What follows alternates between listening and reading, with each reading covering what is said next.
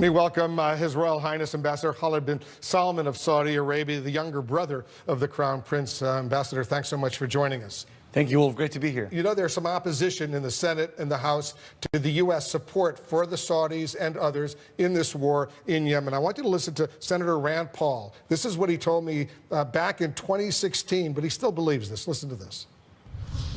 So we supply the Saudis with arms. They create havoc and refugees in Yemen. And then what's the answer? I think we are elevating an arms race in the Middle East, and I don't think it's good for America. What's your reaction? What's your response to Senator Paul that he wants the U.S. to stop selling arms, basically, to Saudi Arabia? Well, here's what's happening in Yemen. They're trying to copy also to basically create another Hezbollah in Yemen that will not just threaten our security and Yemeni security, but also regional security. Because I assume this will be right at the top of the agenda when the Crown Prince meets with President Trump tomorrow. President Trump is considering, for example, ending the U.S. support for the Iran nuclear agreement. What's Saudi Arabia's position on that? Well, we've been focusing on the weapon of mass destruction, the WMD. What we should really be focusing on is the MD, is the mass destruction that Iran is committing in the region that threatens the regional security and international security. Iran, as I said, have been committing genocide in Syria, have been killing innocent people, have been basically continuing to do this destructive actions with expansionist ideology. We have to work together with our allies in the United States and the international community to push back on that. But do you think the U.S. should walk away from the Iran nuclear deal that was worked out with other permanent members of the UN Security Council in Germany? Well, we definitely think that the deal needs to be fixed. And we are basically an autopilot, but heading towards a mountain.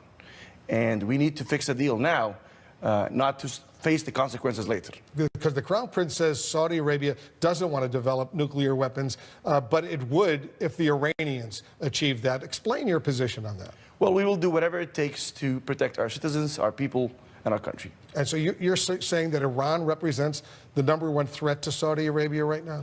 Iran represents the #1 threat to the region, the #1 threat to the international security.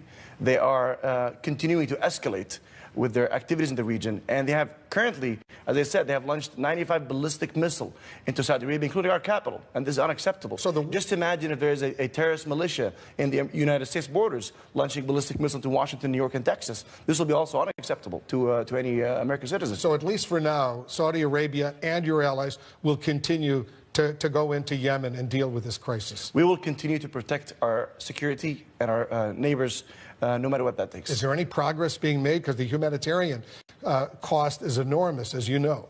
We are deeply moved with the humanitarian situation in Yemen. And Saudi Arabia have donated to Yemen more than any country in the world. We have initiated the Yemen Comprehensive Humanitarian Operation lately. We have that will help alleviate the situation in Yemen in all Yemeni territories, including the Houthi-controlled territories. But what we see is the root cause behind this humanitarian situation is the Houthis. Let's remember, they started this war. They started moving from their hometown inside the north of Yemen to slaughtering their way through to the capital, taking over our country. We came in to support the government of Yemen, the legitimate government of Yemen, elected by the people, to basically fight all terrorist non-state actors in Yemen, including AQAP and the Houthis. So unfortunately, right now, no end in sight to this humanitarian, this war, this crisis that's going on. We will continue, as we are facing our threats, to support the Yemeni people, to alleviate the humanitarian situation. And we will continue to work with our allies to find solutions to Yemen's situation. Are you satisfied with the support you're getting from the Trump administration? Let me tell you, we have always been in the negotiation table. The Houthis have been always walking away. They want to remain as a terrorist militia that uses heavy, medium, and heavy weapons and ballistic missiles. And this is unacceptable.